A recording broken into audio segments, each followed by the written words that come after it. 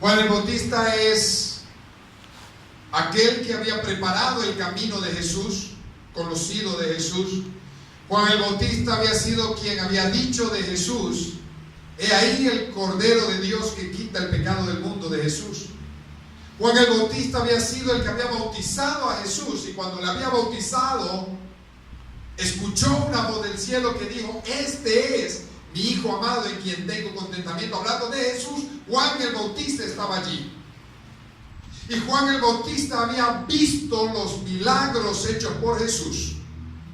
Este Juan el Bautista estaba hoy en la cárcel y había escuchado los hechos de Cristo. Y mire la lectura bíblica, anote ahí la lectura bíblica en Lucas capítulo 7, versículos 18 al 28.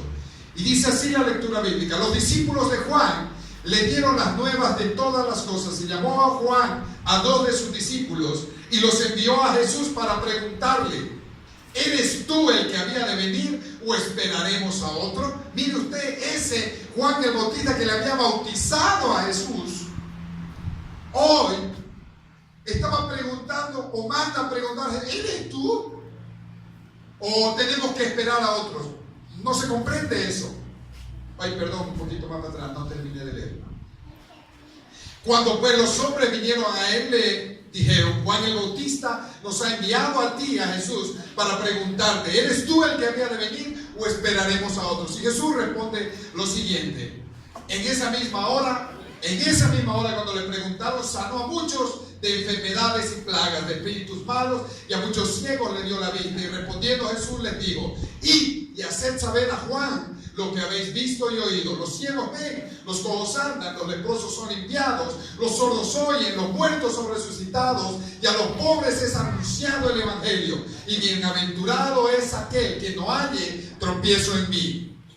Cuando se fueron los mensajeros de Juan, comenzó a decir de Juan a la gente. Jesús empezó a hablar de Juan. ¿Qué salisteis a ver al desierto? ¿Una caña sacudida por el viento? ¿Mas qué saliste a ver? ¿A un hombre cubierto de vestiduras delicadas? He aquí, los que tienen vestiduras preciosas y viven en deleites, en los palacios de los reyes están. Mas, ¿qué salisteis a ver? ¿A un profeta? Sí, os digo, y más que profeta. Este es de quien está escrito: he aquí envío mi mensajero delante de tu faz, el cual preparará el camino delante de ti. Os digo que entre los nacidos de mujeres no hay mayor profeta que Juan el Bautista, pero el más pequeño en el reino de Dios es mayor que él. Repito, quiero predicar acerca de Juan el Bautista, porque creo que muchos de nosotros somos como Juan el Bautista. Repito, Juan el Bautista desde el vientre de su madre ya estaba preparado para una tarea. Conocía a Jesús, bautizó a Jesús. Él dijo que Jesús era el Cordero de Dios que quitaba el pecado del mundo. Pero llegado el final de su vida, puesto en una cárcel, porque Juan el Bautista estaba en la cárcel en ese momento, empieza a mirar todas las paredes y el lugar en el que él se encontraba. Yo pienso que tal vez él estaba desanimado de su fe. Porque es imposible que, habiendo visto a Jesús, él mande a preguntar: ¿eres tú el que iba a venir o esperaremos a otros? Entonces Juan empieza a responder Jesús empieza a responder esta pregunta de Juan. Y ahí yo quisiera que usted anote. Vamos a empezar en el versículo 22. Jesús responde a Juan.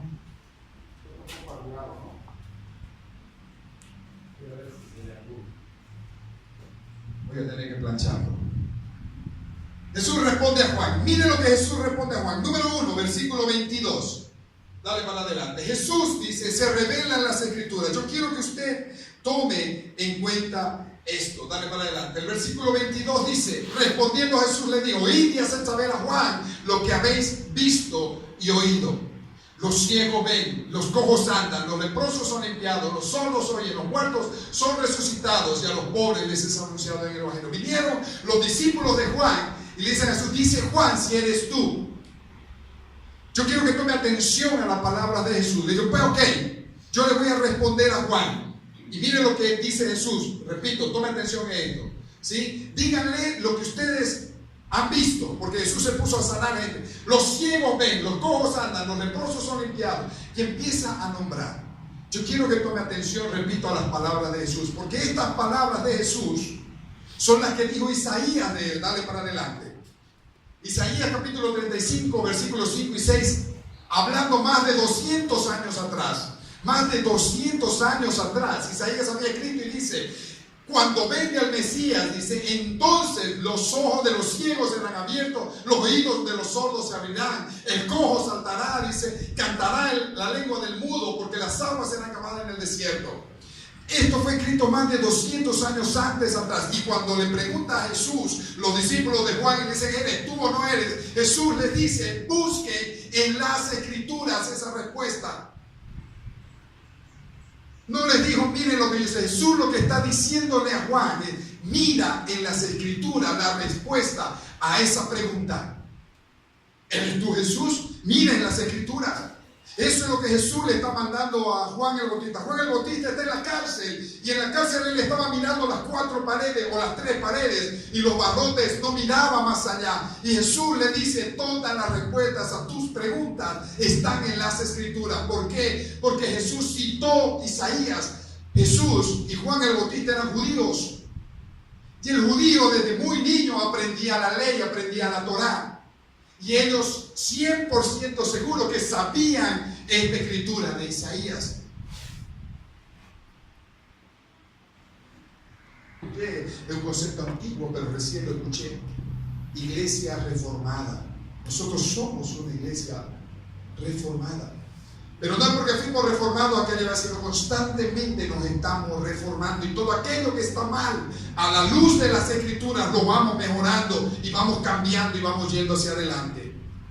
Pero la respuesta a todo está en las Escrituras. Ahora a mí me parece, dale para adelante, me parece, ese es el griego, perdón, es el griego, dale para adelante. Entonces Jesús le responde la pregunta de Juan. Y la primera es: Jesús se revela en las Escrituras. Jesús le dice a Juan: ok, Juan, voy a responder a tu pregunta. La primera: mira en las Escrituras si soy yo o no soy yo. Número 2, Jesús le advierte de lo contrario. No se va a entender ahorita, pero leámoslo. Versículo 23. Dice el versículo 23: bienaventurado es aquel, eso es Lucas lo que leímos. Luego de la pregunta Jesús habla y dice a los que estaban allí: bienaventurado es aquel que no halle tropiezo en mí. Oiga, esta palabra, yo quiero que la escuche. Nunca casi le hemos tomado atención a esta palabra. Bienaventurado es aquel que no halle tropiezo en mí. Esa palabra tropiezo, en el original, en el griego, es escandaliche. En realidad, ahí donde dice: bienaventurado es aquel que no haya escandaliche en mí. Esa palabra escandaliche es escándalo. Es escándalo, es la misma, solo que tradujeron allí tropiezo. Pero en el original la palabra es escandaliche. Y escandaliche o escándalo es una situación que provoca indignación. Es bienaventurado todo aquel que no se indigna de mí, que no se avergüenza de mí, dice Jesús.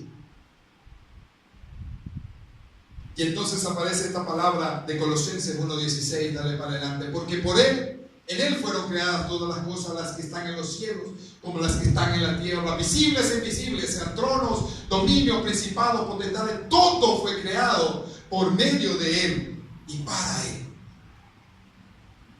Bienaventurado, dice, el que no se escandaliza de Jesús. Bienaventurado aquel, dice, que no haya tropiezo en Jesús. Y aunque usted no crea, ahora vamos a ir viendo, tenemos tropiezo con Jesús, y eso es muy malo. J.I. Packer, dale para adelante, este gringacho escribió las siguientes palabras. Hoy yo recibí un libro de él, y es un libro que me dijo Joe Owen, que cambió la vida de él, y gracias a Dios son interesantes esta gente. Si trajo 2 o 3 libros y me regaló uno a mí, estoy comenzando a leer. Yo estoy seguro que va a ser de bendición para todos, porque lo pienso compartir con ustedes. Estoy leyendo recién el primer capítulo. Pero J.I. Packer escribe lo siguiente: pero es el conocimiento de aquellos cristianos hoy en día no entienden. Está hablando de los cristianos.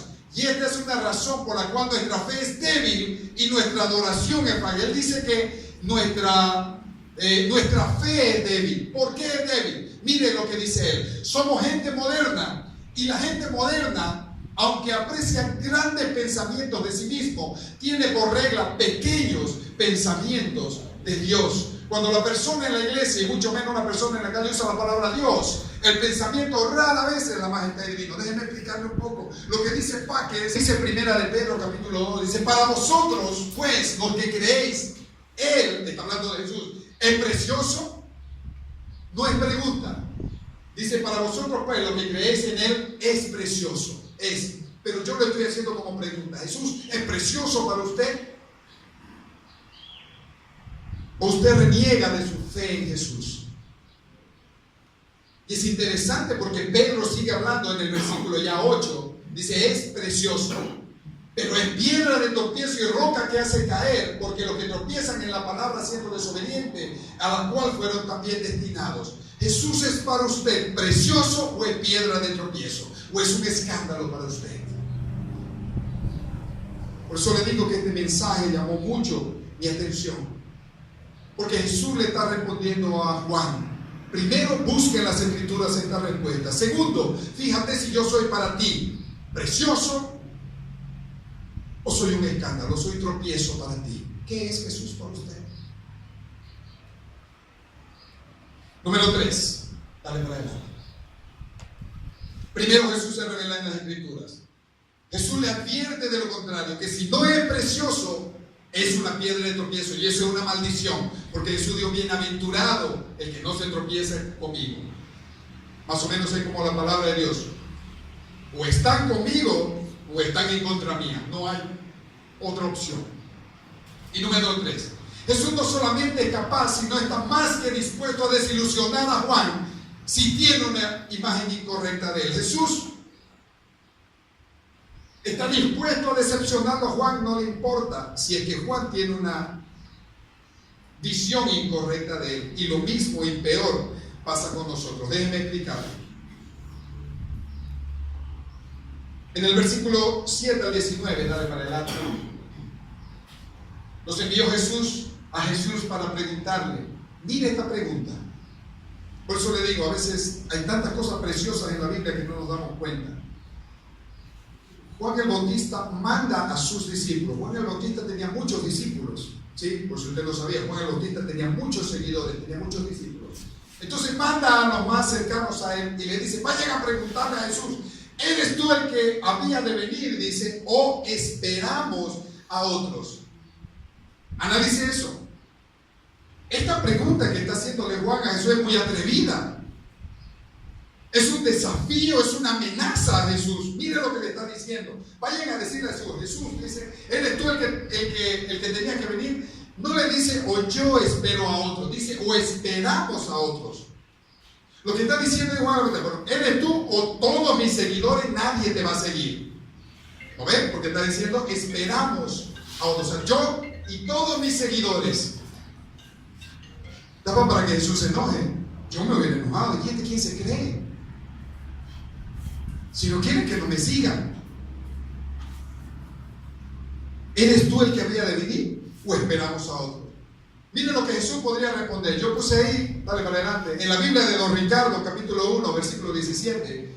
Don Ricardo tiene su Biblia. Cuando los mensajeros de Juan se fueron: esto es falso, sí, esto es falso. Por eso dice Biblia falsa allá.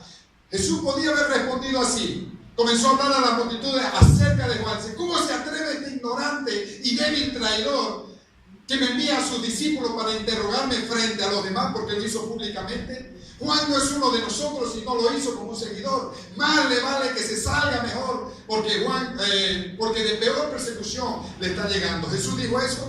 ¿Jesús se enojó? No. Es interesante esta palabra, dale para adelante. La verdadera palabra es esta: he aquí, dice Jesús, yo envío mi mensajero delante de su faz, el cual preparará el camino delante de mí. Os digo, escuche usted lo que habla Jesús de Juan. Os digo que entre los nacidos de mujer no hay mayor profeta que Juan el Bautista. Dale para adelante. Entre los nacidos de mujer no hay mayor profeta que Juan el Bautista. A mí me llama la atención esa palabra de Jesús. Yo me puse a meditar en eso. ¿Cómo? ¿No había mayor profeta que Juan el Bautista o mejor? Claro que sí. Mire usted, a ver, hicimos una lista ahí. Dale para adelante. Para mí mayor que Juan es Enoc. Enoc, por ejemplo, era tan santo que no murió. ¿Se acuerda usted? dice que no probó la muerte, caminó con Dios. Dale para adelante. José, oiga la historia de José, ¿cómo no va a ser mayor que Juan el Bautista? Dale para adelante. Job, oiga, mire lo que dice de Job, dale para adelante. 1:22 dice, en todo esto, dice, no pecó Job, ni atribuyó a Dios despropósito alguno. Job, habiendo perdido todo, jamás dijo algo en contra de Dios y siempre reconoció a Dios como un Dios superior, todopoderoso. ¿No es Job mayor que Juan? Dale para adelante.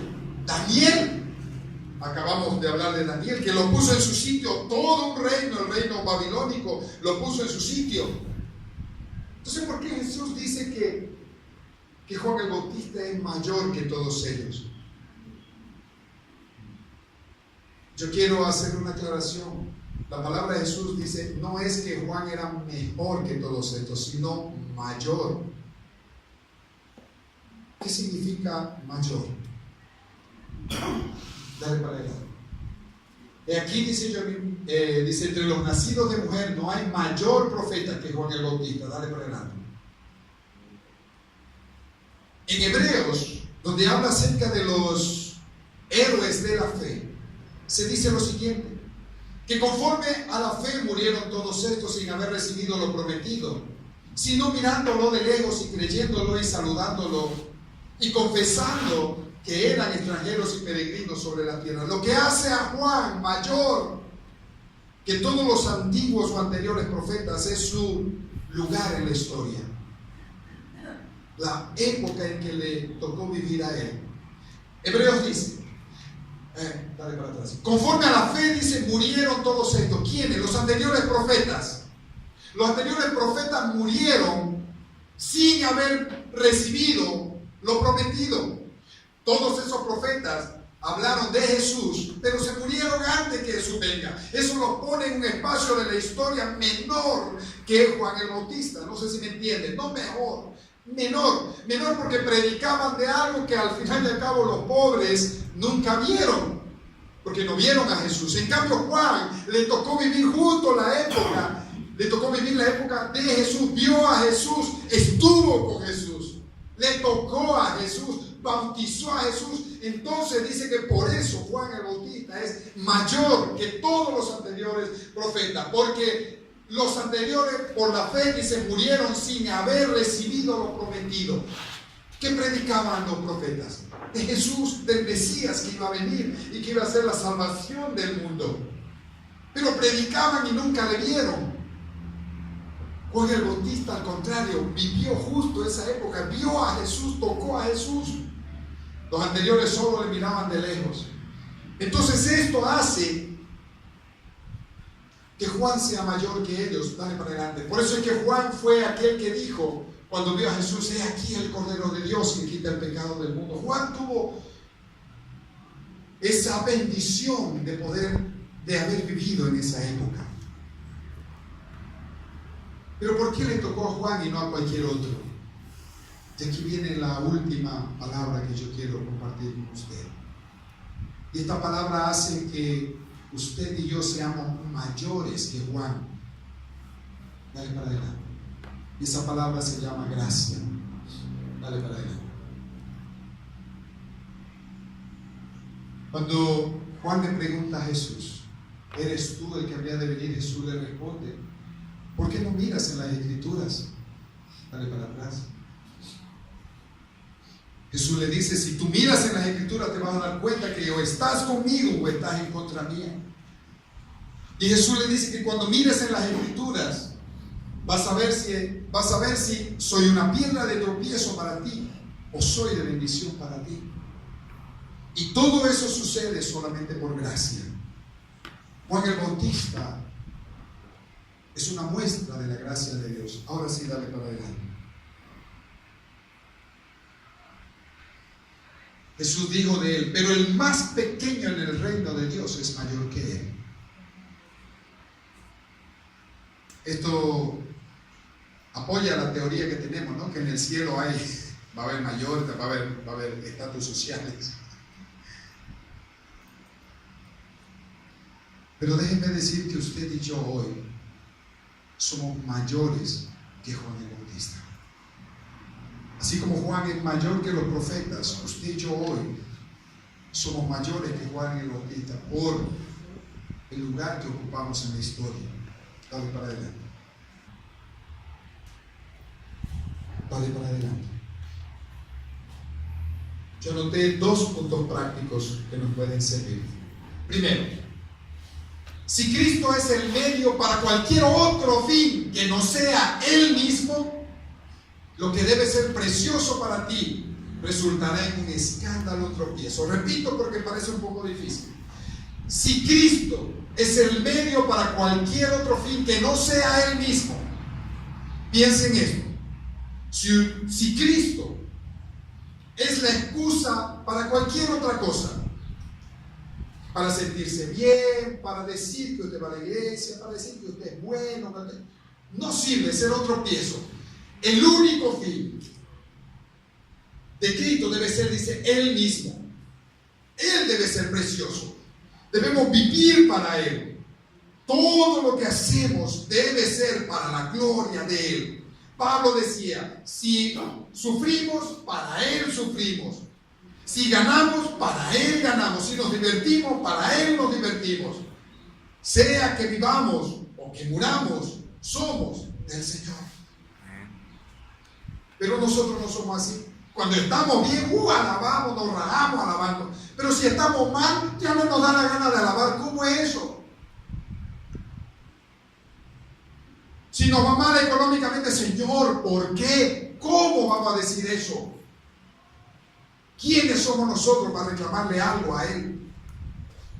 Como decía Packer, tenemos un concepto muy pequeño de Dios.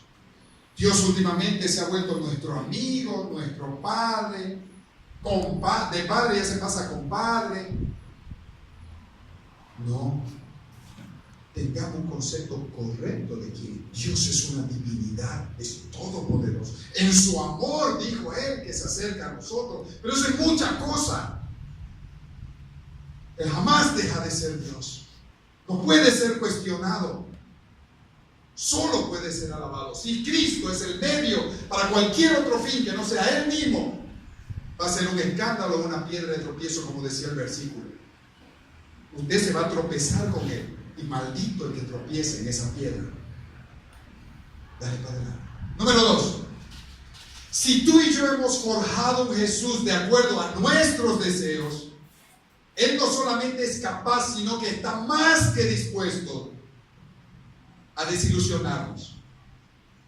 Jesús está dispuesto, no solo dispuesto, Él lo va a hacer, nos va a desilusionar. Si es que usted ha forjado un Jesús de acuerdo a sus deseos. ¿A qué se refiere esto? A que nosotros tenemos un concepto acerca de Jesús errado. Porque el concepto que tenemos muchas veces tiene que ver, repito, de acuerdo a nuestras circunstancias, como yo creo, como yo pienso. Y Jesús debe actuar de esta forma. Cuando no miramos la Biblia que dice cómo es que actúa Jesús, cómo es Él en realidad. Porque Él no va a actuar de acuerdo al concepto suyo. Y su justicia de Él es de acuerdo a lo que dice su palabra, no de acuerdo a lo que digo yo. Y Jesús está dispuesto a desilusionarnos. Es más, yo creo que no le interesa si nos desilusiona. Igual que a Juan. Juancito, si vos tenés un concepto diferente mío, perdón que lo diga así, ¿qué me importa? Él siempre seguirá siendo Dios. Él siempre, por los siglos de los siglos, será Dios. Usted y yo, 70, 80 años, 90, ya no existiremos. Somos nada delante de Él. No lo digo yo, lo dice su palabra.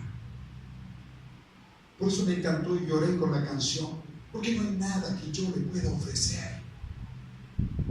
Mi dinero de la ofrenda, ¿para qué lo quiero? Lo único que le puedo ofrecer es adoración verdadera. Nada de dudas, no dudando jamás de Él. Como decía la canción, si usted y yo tenemos un concepto de Jesús de acuerdo a nuestros deseos, Él será piedra de tropiezo más bien para nuestra vida. Dale por adelante. Rabí Zacarías, no está jovencito ahorita, anoche estábamos buscando quién era Rabí Zacarías. Él es un apologeta, se llama. La apología es la defensa de la fe. Y él es uno en el mundo, uno de los más grandes apologistas que hay, defiende la fe. Y él escribe, dice lo siguiente en uno de sus libros: en nuestros días, dice, hemos aprendido a escuchar con nuestros ojos y a pensar con nuestros sentimientos. Habremos de ver a través del ojo con la conciencia. Cuando empecemos a ver con el ojo desprovisto de la conciencia, toda clase de creencia puede invadir la imaginación. Déjeme explicarle un poco. Hoy, dice, en nuestros días, nosotros escuchamos con nuestros ojos, hoy creemos lo que vemos. Cuando vemos un cojo saltando y sanando de alguien que hizo un milagro, sí creemos. Pero no pensamos, no miramos a la luz de la Biblia, dice. Pero cuando pensamos también con nuestros sentimientos, es más, tenemos nosotros ese mismo dicho también, ¿no? No pensé con tus sentimientos, pensá fríamente con tu cabeza. Y él dice que los cristianos de hoy, la gente de hoy, escucha con los ojos y piensa con los sentimientos. O sea, no tenemos un concepto correcto de quién es Dios. Entonces tenemos que ver con el ojo de la conciencia. La Biblia habla y dice que Dios le ha provisto a usted y a mí de su palabra y la ha impreso en nuestro corazón. Y eso se llama conciencia. Cuando usted mira con su conciencia, cuando usted mira las cosas sin la conciencia, toda clase de creencia puede invadir la imaginación. De ahí es que nacen las grandes iglesias, vamos a decir así, que no se basan en lo que dice la palabra de Dios, sino tocan la emoción de la gente, tocan los sentimientos de las personas. Y los sentimientos y las emociones es algo que hay que dejar a un lado y pensar con la cabeza fríamente a la luz de lo que dice la palabra de Dios. Yo quiero terminar con este versículo. Bienaventurado aquel que no haya tropiezo en mí, lo dijo Jesús. Amén. Bienaventurado el que no haya tropiezo en mí. Es una palabra muy fuerte. Hoy en día un falso cristianismo se anda predicando por todos lados.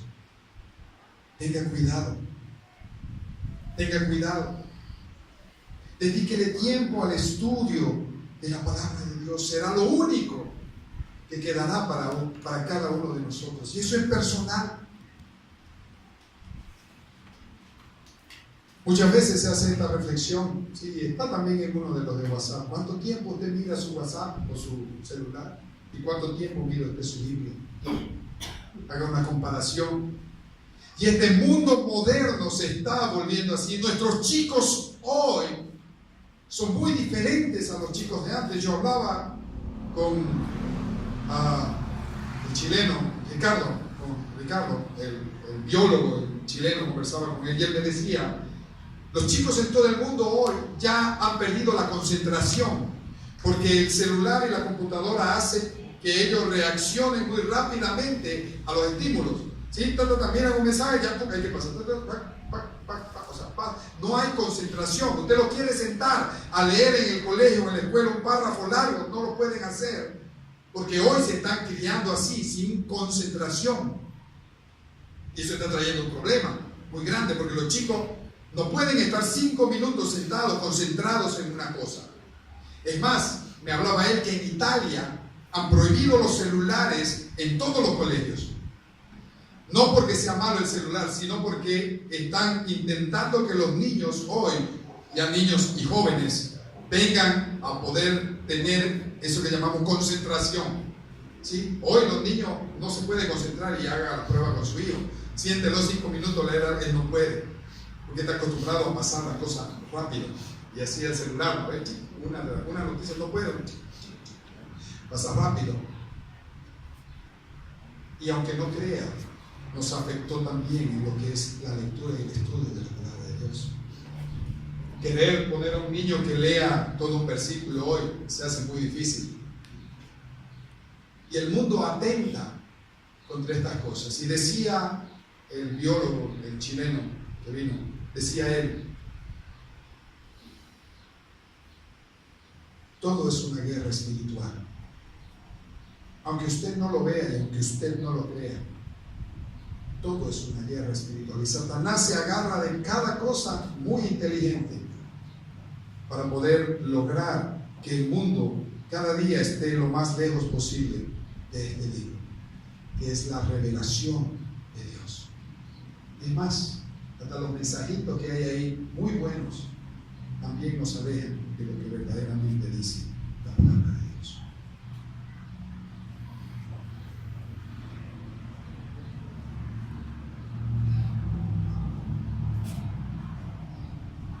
Aquí está la fidelidad de Dios en medio de nuestra confusión.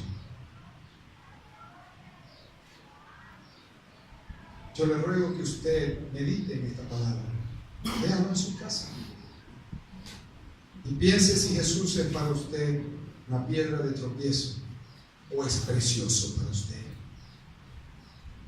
Si es precioso, usted sabe de qué estoy hablando. Entonces es precioso para cada uno. Hoy es tiempo de que usted y yo podamos volver a nuestras raíces, al principio de todas las cosas, la revelación de Cristo. Esto es lo que nos hace mayores que Juan, mayores que todos los profetas.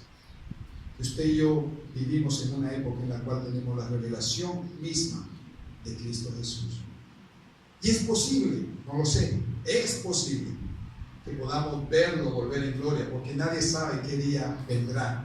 Pero mientras estemos vivos es posible, ¿no? Porque es posible que venga ahora y lo vamos a poder ver. O es posible que pase un tiempito más, no lo sabemos. Pero es posible. Y hoy estamos viviendo eso. En mi idea, o era la intención de que usted y yo podamos responder a nuestras preguntas. Que Jesús sea precioso para cada uno de nosotros en nuestra vida. Que Él sea un tesoro en su vida. Pero ¿cómo trata usted un tesoro? Un tesoro usted lo cuida. Un tesoro usted anhela verlo, ¿sí? Anhela tenerlo. Lo pule si es que es una piedra preciosa. Tiene cuidado de él. Bueno, si Jesús es precioso para nosotros, tendremos o haremos todas esas cosas como para Él. Que Dios bendiga su palabra. Señor bendito Padre, en esta mañana yo entendí muy bien tu palabra, Señor, cuando la escuché. Soy agradecido, Señor, por eso. Gracias, porque eso significa gracia. Es algo que yo no merezco. Sin embargo, tú lo haces de una manera milagrosa, Señor. De una manera que ni esperamos siquiera. Pero tú envías tu mensajero y tu palabra a cada uno de nosotros. Yo ruego hoy, Padre, que esta palabra también sea preciosa para cada uno de los que está aquí en este lugar. Padre, que esta palabra, Señor, tuya pueda responder a las preguntas, Señor, de muchos de los que estamos aquí. Que no entendemos a veces las cosas que pasan. No entendemos cómo procedes tú, Señor bendito. Cómo es tu amor, cómo es tu gracia. Pero sí, Padre, somos convencidos de que tu amor hace que tú te comuniques con nosotros constantemente. Y gracias por eso, Señor. Gracias porque tu gracia es preciosa. Tú eres precioso para nosotros. Padre, que nosotros podamos entender esto, Señor bendito. Que podamos amarte, Padre, como a tesoro, Señor bendito. Que podamos respetarte como el gran Dios todopoderoso que eres. Que podamos, Señor, adorarte como realmente tú te mereces, Señor. Oh, Padre, creemos que la santificación es un proceso y nosotros estamos en ese proceso. Así que rogamos que tu Espíritu Santo nos acompañe cada día y cada momento, Señor. Que nos muestre en tu palabra, Padre, lo que tú quieres de cada uno de nosotros, Señor. Que seamos, Padre, que seamos, Señor, tesoro también para ti. agradable, Señor, para ti. Que nuestro proceder, que nuestro hablar, que nuestro pensar sea agradable para ti, Padre. Porque tú estás al lado nuestro, tú estás dentro de nosotros todo el tiempo. Que nuestras palabras te agraden, Señor. Que los pensamientos que tenemos te agraden, Padre. Oh, Señor bendito. Yo quiero que tú seas un tesoro para cada uno de nosotros. Te alabamos, Señor, en esta mañana, porque eres digno, eternamente digno. Y yo sé que si nosotros no te alabamos, las piedras te alabarán, Señor. Así que no quites esa gracia de nosotros, de que te podamos alabar siempre. Te dedicamos nuestro ser, Señor, nuestra alabanza. Hoy nos inclinamos ante ti.